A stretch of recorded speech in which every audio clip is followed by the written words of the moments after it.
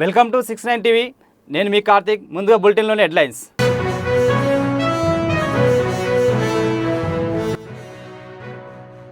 వినాయక విగ్రహాల మండపాల అనుమతికి ప్రత్యేక యాప్ భక్తులకు సులభతరంగా ఉంటుందన్న డిఎస్పీ నాగరాజు.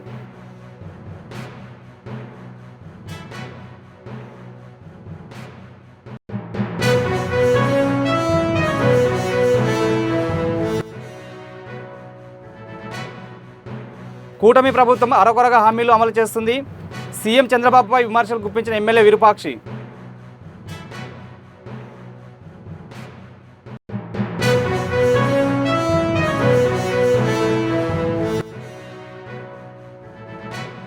సింహాచలం దేవస్థానాన్ని పరిశీలించిన విశాఖ కలెక్టర్. భక్తుల సౌకర్యాలపై అధికారులను ఆరా తీసిన హరీంద్ర ప్రసాద్.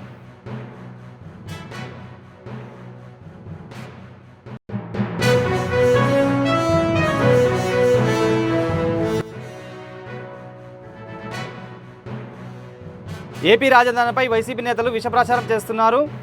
అసత్య ప్రచారం నమ్మొద్దన్న ఎమ్మెల్యే శ్రావణ్ కుమార్.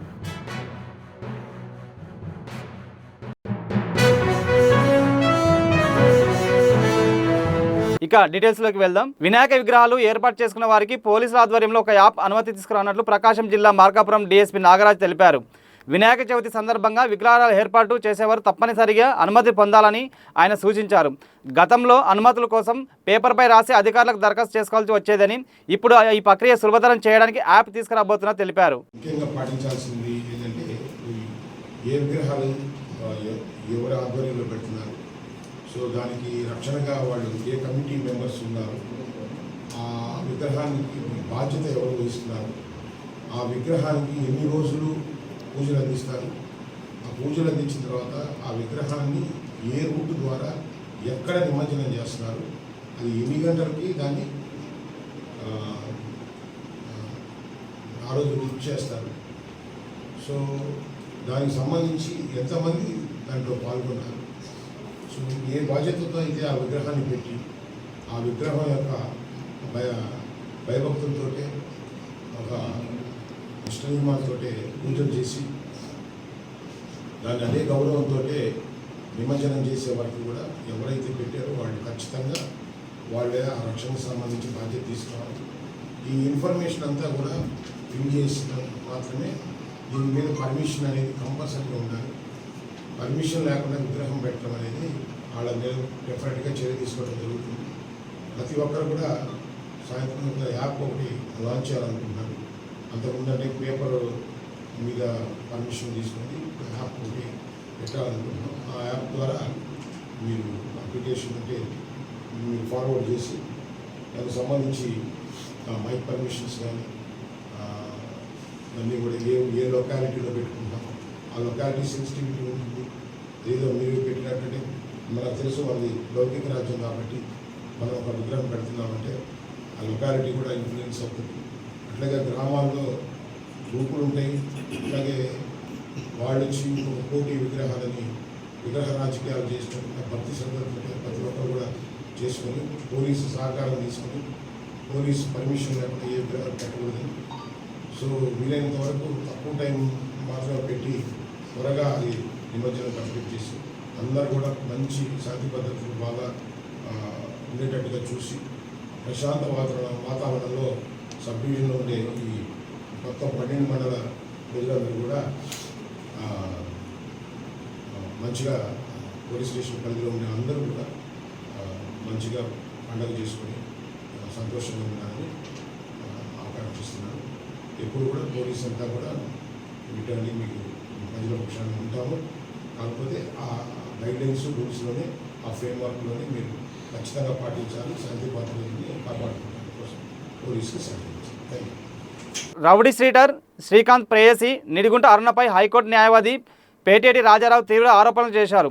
అరుణ గంజాయి స్మగ్లింగ్తో పాటు అనేక అక్రమ దందాలకు పాల్పడిందని ఆరోపించారు. అంతేకాకుండా అరుణ ఎస్పీ కాదని దీనిపై సమగ్ర విచారణ జరపాలని ఆయన డిమాండ్ చేశారు. ఈ ఆరోపణలు తెలుగు రాష్ట్రాల్లో సంచలనం సృష్టిస్తున్నాయి.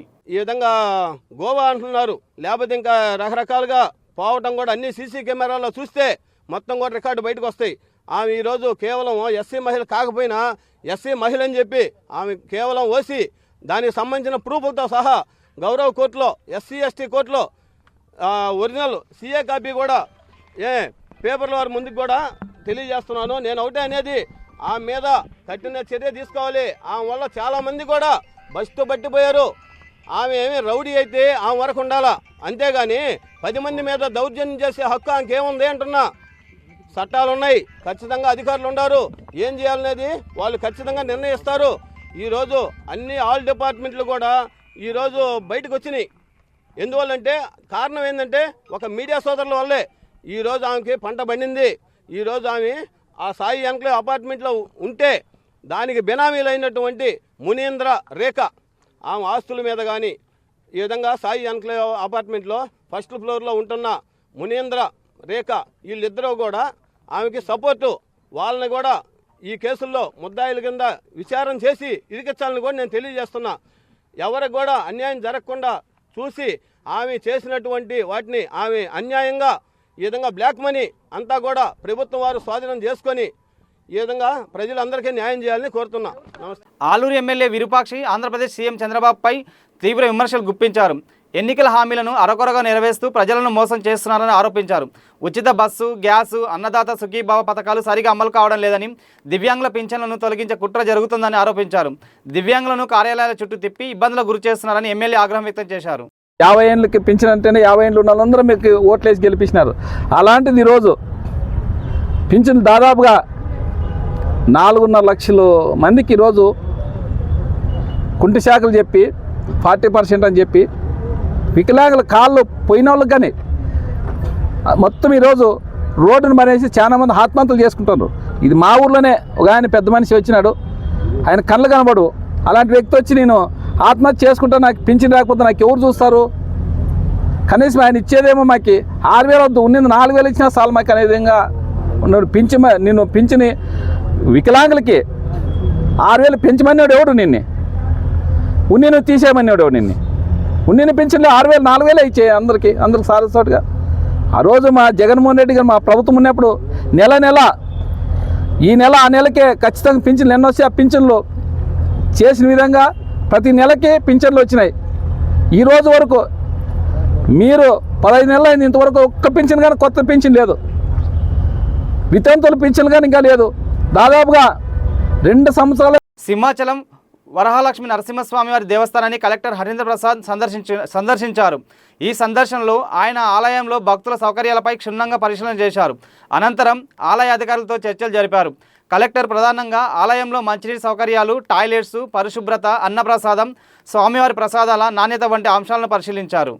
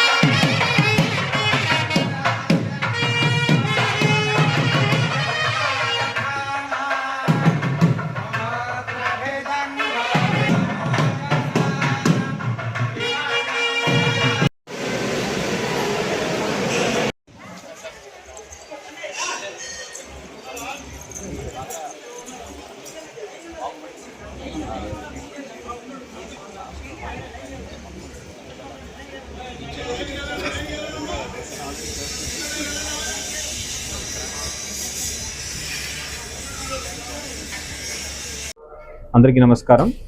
ఈరోజు మనము సింహాచలం శ్రీ వరాహ లక్ష్మీ నరసింహస్వామి దేవస్థానం నిర్వహిస్తున్న వాళ్ళు కార్యక్రమాలు ఏ విధంగా జరుగుతున్నాయి, దాంట్లో ప్రజలు మెయిన్గా భక్తులు సంతృప్తి పొందుతున్నారా లేదా, ఇక్కడ వాళ్ళు దర్శనానికి ఎంత అవకాశం తీసుకుంటున్నారు, చాలా సులువుగా వాళ్ళు దర్శనం జరిగిందా లేదా, అదేవిధంగా ఇక్కడ మౌలిక సదుపాయాలు ఏ విధంగా ఉంది, మంచినీళ్ళ సదుపాయాలు కానీ పరిశుభ్రత కానీ ఏ విధంగా ఉంది అని పరిశీలించడం జరిగింది. ఇక్కడ స్థానికంగా ఉన్న అధికారులకు సూచనలు కూడా ఇవ్వడం జరిగింది. వచ్చే ప్రతి ఒక్క ప్రజలు కూడా పూర్తి స్థాయిలో సంతృప్తితో దర్శనం చేసి వెళ్ళాలని వాళ్ళకి చెప్పడం జరిగింది. ఇక్కడ ఇచ్చే ప్రసాదంలో కూడా నాణ్యత పెంచాలని, అదేవిధంగా ఆల్రెడీ చేస్తున్న అన్నదాన ప్రసాదం గురించి ప్రజలు ఒక ఫీడ్బ్యాక్ కూడా తీసుకోవడం జరిగింది. ప్రజలతో మాట్లాడితే వాళ్ళందరూ కూడా చాలా బాగా ఉందని చెప్పడం జరిగింది. సో వాళ్ళని మన సిబ్బందిని సేవ్ వేలో కొనసాగించమని ఆదేశాలు ఇవ్వడం జరిగింది. అంతేకాకుండా ఇక్కడ మెట్ల మార్గంలో కానీ నడక మార్గంలో కానీ వచ్చేవాళ్ళు ఇబ్బంది లేకుండా గుడికి చేరుకోవడానికి కావాల్సిన ఫెసిలిటీస్ కూడా చేయమని చెప్పడం జరిగింది. ఈ వైట్ పెయింట్ అని కూడా కొంత ఇంప్రూవ్ చేస్తూ గతంలో పోయిన వర్షం వల్ల పోయిన ప్లేసెస్లో కూడా ఆ పెయింటింగ్ వేయించమని చెప్పడం జరిగింది. మెయిన్గా రాష్ట్ర ప్రభుత్వం పబ్లిక్ పర్సెప్షన్ అని ప్రజల యొక్క అభిప్రాయం ఏముంది జనరల్గా ప్రభుత్వ సేవల మీద, ఎస్పెషలీ ఎండోన్మెంట్ డిపార్ట్మెంట్ ఒక గుడిల్లో ఇచ్చే సేవల మీద ప్రజల యొక్క సంతృప్తి ఏ విధంగా ఉందనేది అడిగి తెలుసుకోవడానికి ఈరోజు రావడం జరిగింది. రాబోయే రోజుల్లో ఇంకా మెరుగైన సేవలు అందించే విధంగా అధికారులు చర్యలు తీసుకుని చెప్పడం జరిగింది. ఇటీవల కురిసిన వర్షాలకు రాజధాని మునిగిపోయిందని మాజీ మంత్రి అంబటి రాంబాబు విషప్రచారం చేస్తున్నారని తాడికొండ ఎమ్మెల్యే శ్రావణ్ కుమార్ ఆరోపించారు. 5 ఏళ్లుగా రాజధానిపై కక్షగట్టి అభివృద్ధి చేయలేదని, అమరావతిని రాజధానిగా ప్రకటించినప్పుడు ఎందుకు అభ్యంతరం చెప్పలేదని శ్రావణ్ కుమార్ ప్రశ్నించారు. ఇటీవల కురిసిన వర్షాలకి వైసీపీ పార్టీ రాజధాని మునిగిపోయిందనే దుష్ప్రచారాన్ని ఉధృతం చేసినట్టు కనిపిస్తుంది. టీఎంసీలకి క్యూసెక్కులకి తేడా తెలియని మాజీ నీటిపారుదల శాఖ మంత్రి అంబటి రాంబాబు గారు కొండవీటి వాగు ఎక్కడ ఉందో తెలుసో లేదో తెలియదు కానీ పాపం కెమెరామ్యాన్లు తీసుకొని వీడియోలు ఎంటబెట్టుకొని కొండవీటి వాగు దగ్గరికి వెళ్ళి ఈ రాజధాని మునిగిపోతుందని చెప్పే ప్రయత్నం చేశాను. నేను ఇరిగేషన్ శాఖ మంత్రిగా పనిచేసిన రాంబాబు గారిని ఒక మాట స్పష్టంగా అడుగుతున్నాను. 2014-19 మధ్యకాలంలో కొండవీటి వాగు తాడికొండ నియోజకవర్గంలో ప్రారంభమయ్యే, తాడికొండ మండలంలో ప్రారంభమయ్యే లామ్ దగ్గర చప్టా మీద 13,60,00,000 రూపాయలు గ్రాంట్ శాంక్షన్ చేసి ఫౌండేషన్ వేసి కొంతమేరకు వర్క్ జరిగినప్పుడు తర్వాత మీకు నిజంగా కొండవీటి వాగు ముంపు ప్రాంతం గురించి మాట్లాడే నైతిక హక్కు ఉంటే మీరు ఎందుకు క్యాన్సిల్ చేశారు? ఆ బ్రిడ్జిని మీరు ఎందుకు క్యాన్సిల్ చేశారు? ఎందుకు ఇంత దుష్ప్రచారం చేస్తున్నారని నేను ప్రశ్నిస్తా ఉన్నాను. ముఖ్యంగా రాజధాని ప్రాంతంలో కొండవీటి వాగు, పాలవాగు, కోటేళ్ల వాగు ఇవన్నీ కూడా ఉన్నాయనేది తెలుసు. దాని మీద ఒక ప్రణాళిక తయారు చేసి కొండవీటి వాగు ఎప్పుడైతే వస్తుందో వచ్చినప్పుడు ఉన్న నీరుని కృష్ణానదిలో తోడిపోయటానికి ఒక లిఫ్ట్ ఇరిగేషన్ కూడా చేసిన సంగతి వాస్తవమా కాదా అని అడుగుతున్నాను. 5 సంవత్సరాల పాటు ఈ ప్రాంతం మీద కక్ష కట్టినట్టు ఒక్క పని కూడా చేయకుండా ఉన్న జగన్మోహన్ రెడ్డి బాపట్ల జిల్లా కొల్లూరు మండలంలోని లంక గ్రామాల వరద పరిస్థితి జిల్లా కలెక్టర్ వెంకటమురళి పరిశీలించారు. దోనెపూడి వద్దలో లేవల్ బ్రిడ్జిని, అరవిందవారధి వద్ద నక్కపాయ గండిని పరిశీలించారు. చిలుమనూరు లంక గ్రామంలో నీట మునిగిన యానాది కుటుంబాలకు గృహాలు నిర్మించాలి అని అధికారులను ఆదేశించారు. నీట మునగని కుటుంబాలకు ఉపాధి కార్డులు, రేషన్ కార్డులను జారీ చేయాలని సంబంధిత అధికారులకు ఆదేశాలు జారీ చేశారు.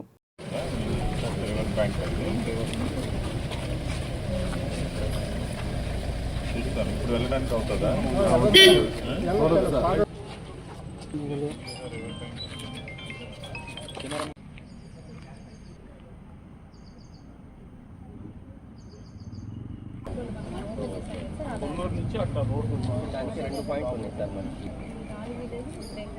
మనం లాస్ట్ టైము ఇక్కడ నుంచే వాళ్ళకి భోజనాలు అవి కూడా పంపాం కదా.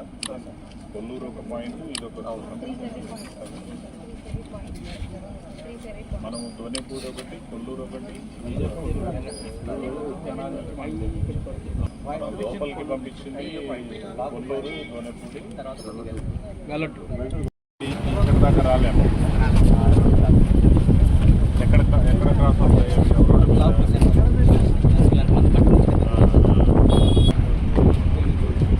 లాస్ట్ టైం సార్ మనకి అభిప్రాయంగానే 11.44 ల్యాక్స్ చేశారు. మనకి 2-3 చోట్ల పరిస్థితి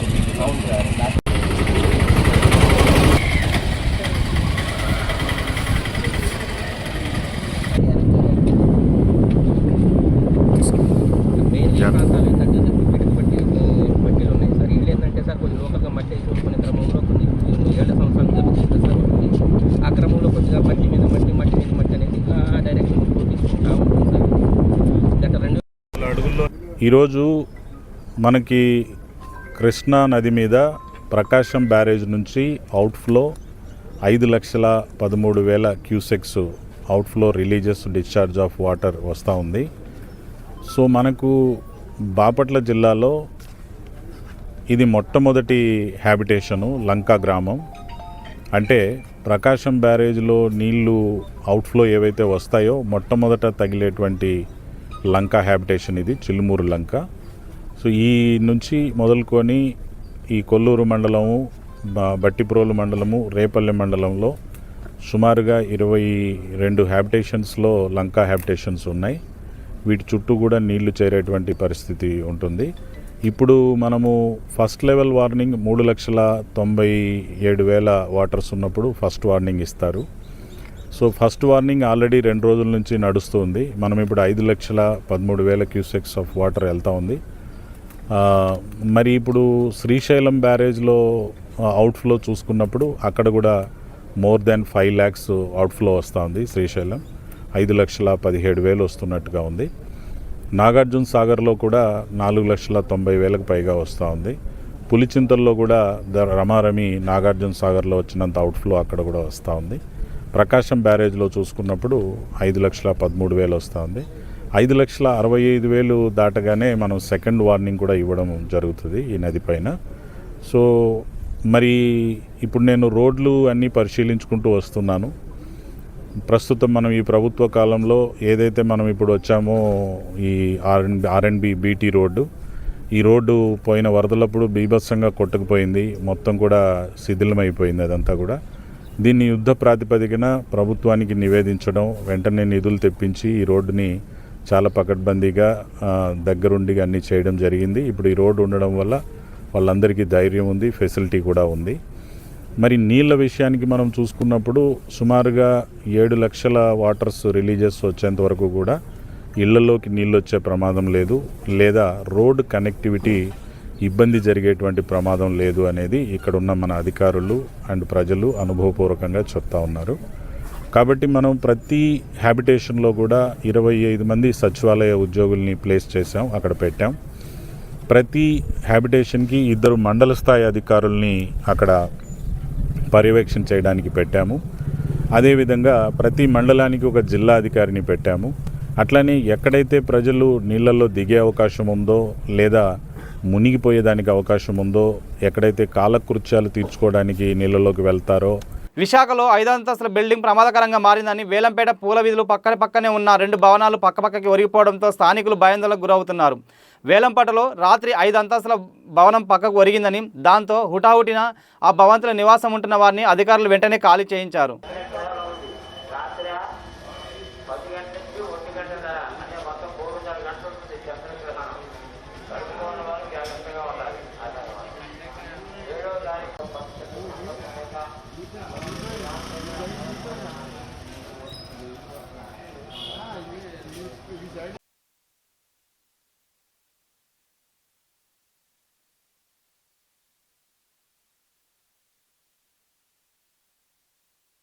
విశాఖ స్టీల్ ప్లాంట్ కార్మికులను చంద్రబాబు, పవన్ కళ్యాణ్లు మోసం చేస్తున్నారని వైసీపీ విశాఖ జిల్లా అధ్యక్షులు కేకే రాజు ఆరోపించారు. వైసీపీ ప్రభుత్వం అధికారంలో ఉన్నప్పుడు జగన్మోహన్ రెడ్డి స్టీల్ ప్లాంట్ ప్రైవేటీకరణకు వ్యతిరేకంగా అసెంబ్లీలో తీర్మానం చేశారన్నారని, ప్రైవేటీకరణ చేయొద్దని ప్రధానమంత్రి నరేంద్ర మోడీకి 2 సార్లు లేఖ రాశారని గుర్తు చేశారు. కూటమి ప్రభుత్వం మాయమాటలతో స్టీల్ ప్లాంట్ కార్మికులను మోసం చేస్తున్నారని మండిపడ్డారు. అందరికీ నమస్కారం.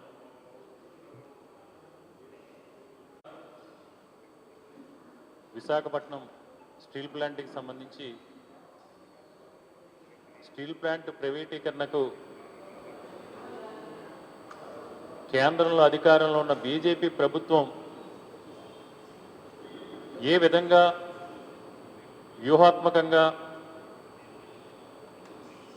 స్టీల్ ప్లాంట్ని ప్రైవేటు పరం చేయాలి, ఏ విధంగా ప్రైవేటు వ్యక్తులకు కట్టబెట్టాలనేది ఆలోచిస్తున్నారో మనందరికీ కూడా తెలిసిందే. ముఖ్యంగా గత 5 సంవత్సరాల కాలంలోని వైఎస్ఆర్ కాంగ్రెస్ పార్టీ ప్రభుత్వం అధికారంలో ఉన్నప్పుడు ఆనాటి ముఖ్యమంత్రి శ్రీ వైఎస్ జగన్మోహన్ రెడ్డి గారు స్టీల్ ప్లాంట్ ప్రైవేటీకరణకి సంబంధించి ప్రైవేటీకరణ దిశగా వ్యూహాత్మకంగా కేంద్ర ప్రభుత్వం వేస్తున్న ప్రతి అడుగులోనూ కూడా అడ్డు తగిలి పెద్ద ఎత్తున వైఎస్ఆర్ కాంగ్రెస్ పార్టీ తరఫున కార్మిక సంఘాలు అదేవిధంగా ఆంధ్రప్రదేశ్ రాష్ట్ర ప్రజలు అందరినీ కూడా మమేకం చేసి పెద్ద ఎత్తున పోరాటాలు చేయడంతో పాటు స్వయంగా ఆనాడు జగన్మోహన్ రెడ్డి గారు విశాఖపట్నానికి విచ్చేసి కార్మిక సంఘాల నాయకులందరితోని అఖిలపక్షం అందరితోని కూడా సమావేశమై వారు చెప్పిన సూచనలు సలహాలను తీసుకుని ఆ రోజు ప్రైవేటీకరణ కాకుండా అడ్డుకోవడం కోసం ఆంధ్రప్రదేశ్ రాష్ట్రంలో ఆంధ్రప్రదేశ్ రాష్ట్ర అసెంబ్లీలో తీర్మానం చేయడంతో పాటు ఆ తీర్మానాన్ని కేంద్ర ప్రభుత్వానికి పంపించి తదనంతరం ప్రధానమంత్రి గారిని కూడా కలిసి విశాఖపట్నం ఉక్కుని ప్రైవేటీకరణ చేయొద్దని ఆంధ్రప్రదేశ్ రాష్ట్ర ప్రభుత్వం తరఫున విజ్ఞప్తి చేయడంతో పాటు ఏ విధంగా స్టీల్ ప్లాంట్ని నష్టాల నుంచి బయటికి తీసుకొచ్చి ముందుకు నడిపించాలని నిపుణులు మేధావులు సూచనలతో ఆ రోజు జగన్మోహన్ రెడ్డి గారు కూడా కేంద్ర ప్రభుత్వానికి విన్నవించడం, ప్రైవేటీకరణ కాకుండా పెద్ద ఎత్తున ఒత్తిడి తీసుకురావడం కూడా జరిగింది. కానీ ఈరోజు ఎన్నికలకు ముందు విశాఖ పోలీస్ కమిషనరేట్లో పరిధిలో భారీ చోరీ కేసును గాజువాక క్రైమ్ పోలీసులు ఛేదించారు. శీలానగర్ పెళ్లి ఇంటిలో దొంగతనం చేసిన 3 నిందితులను పట్టుకున్నారు. నిందితులు నాగేశ్వరరావు, అర్జున్ జ్ఞాను, ప్రకాష్, రాంబాబులను అరెస్ట్ చేసి రిమాండ్కు తరలించారు. పెళ్లి ఇంట్లో 100 తులాల బంగారం, 13.5 లక్షల నగదును దొంగతనం చేశారు. వారి వద్ద నుంచి 72 తులాల బంగారం, 9 లక్షల నగదు, ఒక సెల్ ఫోన్ స్వాధీనం చేసుకున్నామని విశాఖ క్రైమ్ డీసీపీ లతామాధురి తెలిపారు. 3 నిందితులను పట్టుకున్న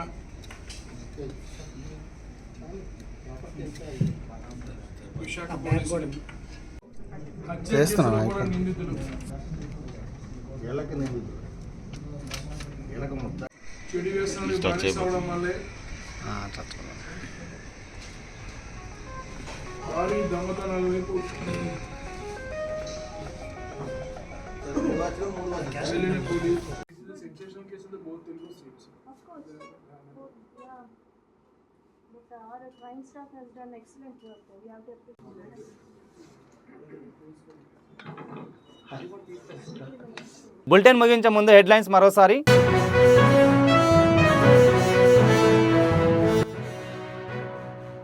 వినాయక విగ్రహాల మండపాల అనుమతికి ప్రత్యేక యాప్ భక్తులకు సులభతరంగా ఉంటుందన్న డీఎస్పీ నాగరాజు.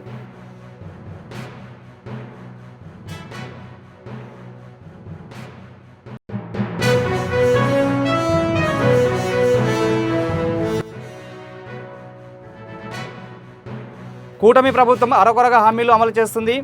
సీఎం చంద్రబాబుపై విమర్శలు గుప్పించిన ఎమ్మెల్యే విరూపాక్షి.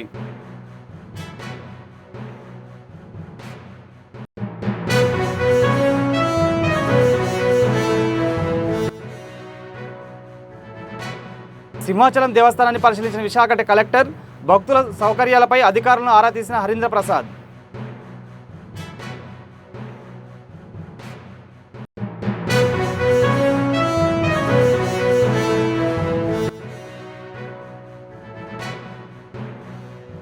ఏపీ రాజధానిపై వైసీపీ నేతలు విష ప్రచారం చేస్తున్నారు. అసత్య ప్రచారం నమ్మొద్దన్న ఎమ్మెల్యే శ్రావణ్ కుమార్.